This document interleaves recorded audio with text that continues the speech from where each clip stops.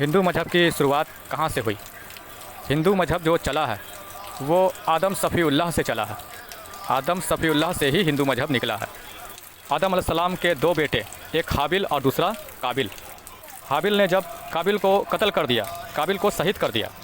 ये रिवायतें, ये हकीकत तो हर मुसलमान अपनी किताबों में पढ़े हैं और जानते हैं कि हाबिल ने काबिल को शहीद कर दिया। जब हाबिल ने काबिल को शहीद कर दिया तो शहीद कर देने के बाद वहाँ से आदम अलैहिस्सलाम की औलादों में दो गिरोह हो गए, दो टुकड़ों में उनकी औलादें बँट गई, दो भागों में आदम अलैहिस्सलाम की औलाद बँट गई।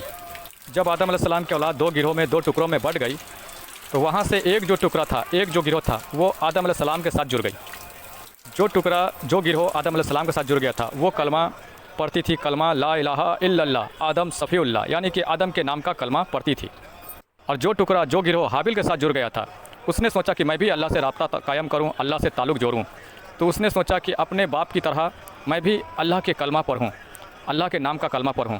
तो उसने क्या किया कि अल्लाह के नाम का कलमा कुछ इस तरह पढ़ा। आदम अलैहिस्सलाम को छांट कर उसने कलमा तैयार किया, कलमा पढ़ना शुरू किया तो इस तरह से कि ईश्वर अल्लाह, और आपने सुना होगा ईश्वर अल्लाह तेरो नाम। आज भी ये कलमा जारी और सारी है, ये लोग पढ़ता है। तो हाबिल ने ईश्वर से ताल्लुक़ जोड़ने के लिए, यानी कि अल्लाह से ताल्लुक़ जोड़ने के लिए आदम के नाम को हटाकर और उसने ईश्वर अल्लाह के कलमा शुरू कर दिए पढ़ना, और अपने गिरोह, अपने टुकड़ों से भी पढ़ाना, जो टुकड़े उसके साथ जुड़ गए थे उससे भी पढ़ाना शुरू कर दिए और जारी कर दिए। तो इस तरह से आदम अलैहिस्सलाम की एक गिरोह जो थी वो पढ़ती थी ला इलाहा इल्लल्लाह आदम सफ़ीउल्लाह, ये कलमा पढ़ती थी। उसी तरह हाबिल ने जो कलमे जारी और सारी किए वो ईश्वर अल्लाह के नाम का कलमा जारी किए और अपने गिरोह से, अपने टुकड़ों से भी पढ़वाया करता। और आज भी इन लोगों का कलमा ईश्वर अल्लाह कहना जारी और सारी है। और आप लोगों ने सुना होगा ईश्वर अल्लाह तेरो नाम, ये लोग यही पढ़ते हैं। तो ईश्वर अल्लाह कहने की वजह से, ये कलमा पढ़ने की वजह से ये गिरोह काफिर की काफिर ही रही और आज भी ये काफिर ही है। और काफिर का जो माने होता है, मतलब जो होता है, काफिर का माने होता है इनकारी, इनकार करने वाला। इसे पढ़ना था ला इलाहा इल्लल्लाह आदम सफ़ीउल्लाह, यानी कि जो अल्लाह के पहले नबी थे उनके नाम का कलमा पढ़ना था। लेकिन इसने पहले नबी को इसने तर्क किया, इनकार किया मानने से, और इसने अपना कलमा जारी किया ईश्वर अल्लाह तेरो नाम। और इस गिरोह ने जब कलमा से इनकार किया, असल कलमे से इनकार किया, जब अपना कलमा बनाया तो इस वजह से ये काफिर ही रह गया और आज भी ये काफिर कहलाता है। तो हिंदू मज़हब, हिंदू धर्म की शुरुआत जो हुई है वो यहाँ से चली है, शुरुआत हुई है। और असल कलमा जो था वो था ला इलाहा इल्लल्लाह आदम सफ़ीउल्लाह। और जो असल कलमा पढ़ते थे ला इलाहा इल्लल्लाह आदम सफ़ीउल्लाह, ये कलमा जो लोग पढ़ते थे वो थे आदम अलैहिस्सलाम के गिरोह में जो शामिल थे। और इन्हीं गिरोह में अल्लाह ने नबूवत जारी और सारी रखे और नबी रसूल इसी गिरोह में आते रहें। और ये जो ईश्वर अल्लाह के कलमा पढ़ते थे, इन गिरोह में ना कोई नबी और ना कोई रसूल आए, इस वजह से ये आज भी काफिर हैं। और इस तरह से हिंदू मज़हब की शुरुआत हुई है, चली है, जो आज तक जारी है। और काफिर का मतलब तो मैंने बता ही दिया, काफिर का मतलब होता है इनकारी, इनकार करने वाला। काफिर किसी मज़हब, किसी धर्म के लोग नहीं होते। काफिर का असल मकसद होता है इनकारी, इनकार करने वाला। वो किसी भी मज़हब, किसी भी धर्म में हो सकते हैं। जो इनकार करता है अल्लाह के कलाम से, जो इनकार करता है अल्लाह के 30 पारों के कुरान से, जो इनकार करता है नबी के नाम के कलमों से, जो इनकार करता है वलियों से, वलियों को मानने से, फरिश्तों को मानने से, जो इनकार करता है रोज़े महशर से, जो इनकार करता है मरने के बाद जो उठाए जाएंगे उनसे उन्हें जो ज़िंदगी मिलेगी, इन बातों से, और जो इनकार करता है अल्लाह के फ़राइज़, अल्लाह के फ़र्ज किए गए नमाज रोज़ों से, ऐसे लोगों को काफिर कहा जाता है। और काफिर का मतलब ही यही होता है इनकारी, इनकार करने वाला। और इन लोगों ने जो आदम अलैहिस्सलाम से छट गए थे, कट गए थे, इन लोगों ने अपना गिरोह को अपना कलमा जारी सारी किया, आदम अलैहिस्सलाम के नाम का कलमा पढ़ने से इनकार किया।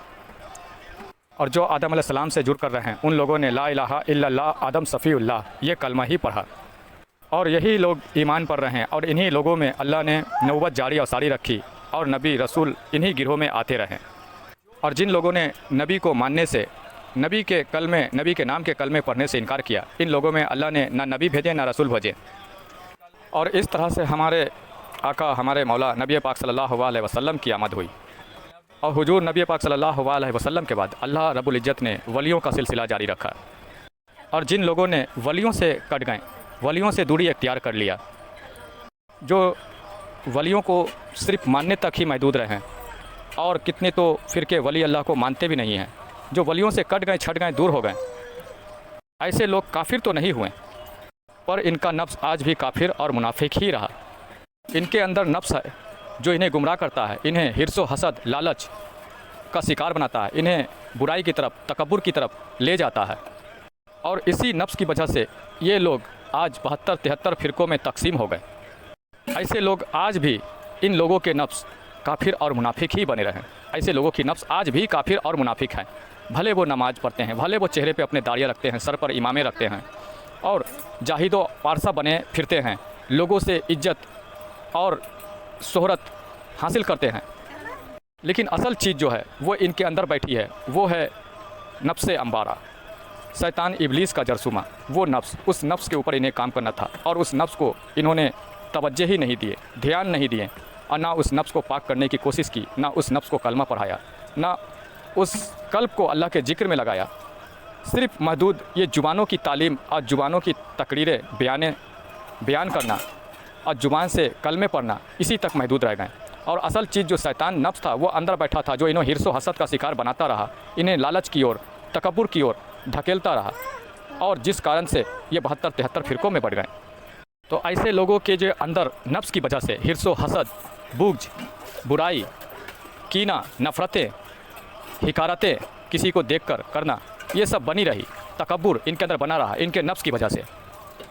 और लोगों में जाहिदो पारसा भी बने रहें, क्योंकि ज़ाहिरी तौर से इन्होंने नमाज़ें अदा किए, रोज़े रखें, रमज़ान के, हज अदा किए, और बड़े से बड़े आलिम मौलवी भी बने, और इस वजह से लोगों की नज़रों में जाहिदो पारसा बने रहें। लेकिन वो जाहिदो पारसा बनना किस काम का? जो असल चीज़ अंदर बैठी है, नफ्स, जो बुराई की ओर ले जा रहा है, जिन वजह से इनके अंदर हसद, तकब्बुर, बुग़्ज़, कीना आ रही है, जिसकी वजह से गिबतें, चुगली, ये सब में ये डूबे हैं। और सबसे बड़ी बात कि 72-73 फ़िरक़ों में ये तकसीम हो चुके हैं। इस वजह से ये ज़ाहिरी तौर से तो मुसलमान हुए, पर मोमिन नहीं बन सकें। मोमिन बनने के लिए नफ्स के ऊपर काम करना पड़ता है, कल्ब के ऊपर काम करना पड़ता है। और नफ्स जो है अंदर की चीज़ है, अंदर का शैतान है, जिसके बारे में हुजूर नबी पाक सल्लल्लाहु अलैहि वसल्लम ने भी इरशाद फरमाया कि हर इंसान के साथ एक शैतान जिन पैदा होता है, उस जिन को इंसान बनाना, उसे कलमा पढ़ाना, उसे पाक करना, ये मकसद है। और ये तो इस पर काम किए नहीं, जिस वजह से ये शैतान जिन इनके अंदर वो नफ्स नापाक ही रहा। नापाक रहने की वजह से वो काफिर और मुनाफिक ही कहलाया, क्योंकि नफ्स ने तस्लीम नहीं किया कलमा तैयब को, नफ्स ने तस्लीम नहीं किया अल्लाह के जिक्र फ़िक्र को, नफ्स ने तस्लीम नहीं किया औलिया अल्लाह के नक्शो कदम पे चलना, औलिया अल्लाह की बातनी तालीमों को। ज़ाहिरी तौर से इन्होंने अगर तस्लीम किया तो शरीयत के कानून, शरीयत के अहकामात को ही तस्लीम किया, लेकिन बातनी तौर से हुजूर पाक सल्लल्लाहु अलैहि वसल्लम की जो बातनी इल्म है, जो उस तालीम के तहत इन्हें अपना नफ्स पाक करना था, नफ्स को भी मोमिन बनाना था, नफ्स को भी कलमा पढ़ाना था, जो ये कर ना सकें। इस वजह से हमारे माशरे में एक बड़ी तादाद है मुसलमानों की जो कामयाब ये भी नहीं हो पाए। ये बंदे, ऐसे मुसलमान, ऐसे मौलवी उलमा भी कामयाब नहीं हो पाए। और अल्लाह और उसके रसूल का हुक्म है कि नफ्स के ऊपर काम करो, अपने नफ्स को कलमा पढ़ाओ, अपने कल्ब को अल्लाह के जिक्र फ़िक्र में लगाओ। कुरान मजीद में जगह जगहों पर अगर जिक्र आया तो नफ्स के हवाले से आया कि नफ्स को पाक करो। कहीं पे नफ्स को डराया गया, दोजक की डर दी गई, कहीं पे नफ्स को लालच दी गई जन्नत की, ताकि बंदा नफ्स के ऊपर काम करे और अपने नफ्स को पाक करे, अपने नफ्स के अकड़ तोड़े, नफ्स को आरजी इनकिसारी में लाए, अपने नफ्स को झुकाए। और ये नफ्स झुकता है, नफ्स की अकड़ टूटती है तो किसी मुर्शिद कामिल के जरिए, किसी अल्लाह वाले से निस्बत जोड़ने के बाद ही होती है। उलमाओं से ताल्लुक़ जोड़ने से नफ्स की अकड़ नहीं टूटती है। बड़े बड़े लोगों ने ये ऐलान किया, बड़े बड़े पढ़े लिखे लोगों ने, उलमाओं ने, कि नफ्स के ऊपर काम करो और नफ्स को पाक करने का तरीका सीखो, वलियों के करीब जाओ, वलियों की तालीम सीखो। तो हमारे माशरे के मुसलमानों ने क्या किया कि इन लोगों ने उलमाओं का दामन थामा, उलमाओं के पास जाकर जुड़ गए। और कुछ ऐसे लोग जो खानकाहों का सहारा लिया, वहाँ के सज्जादा नशीन गद्दी नशीनों से जुड़ गए और उन्होंने सवाल रखा कि मुझे वलियों से ताल्लुक़ जोड़ दें, वलियों का तालीम दें, अल्लाह वालों की तालीम दें। तो सज्जादा नशीनों ने और उलमाओं ने जो तालीम इन्हें दी, जो तनकीद दी, उन्होंने समझाया कि जो कुछ है शरीयत में है, शरीयत के अहकामात पूरा करें, शरीयत के तौर तरीके सीखें, शरीयत के ऊपर अमल पायरा रहें। अब ये शरीयत के अहकामात पूरा करने में लग गए, शरीयत के तौर तरीके पर चलने लगे और शरीयत पर अमल पैरा हो गए।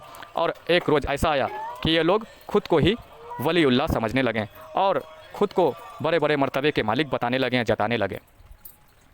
क्योंकि देखा गया है कि अगर आप चंद नफिले आप अदा करने लगें, कुछ कुरान मजीद की आयतें उठा लें, अगर उस पर अमल करने लगें और तहज्जुद की नमाज आप मुसलसल अदा करने लगेंगे, तो आप देखेंगे कि कुछ न कुछ आपको ख्वाबों में नज़ारे सजारे दिखने लगेंगे। अब कुछ नज़ारे सजारे जो दिखे तो इस पर इन्होंने क्या किया कि लोगों में चर्चा करने लगे।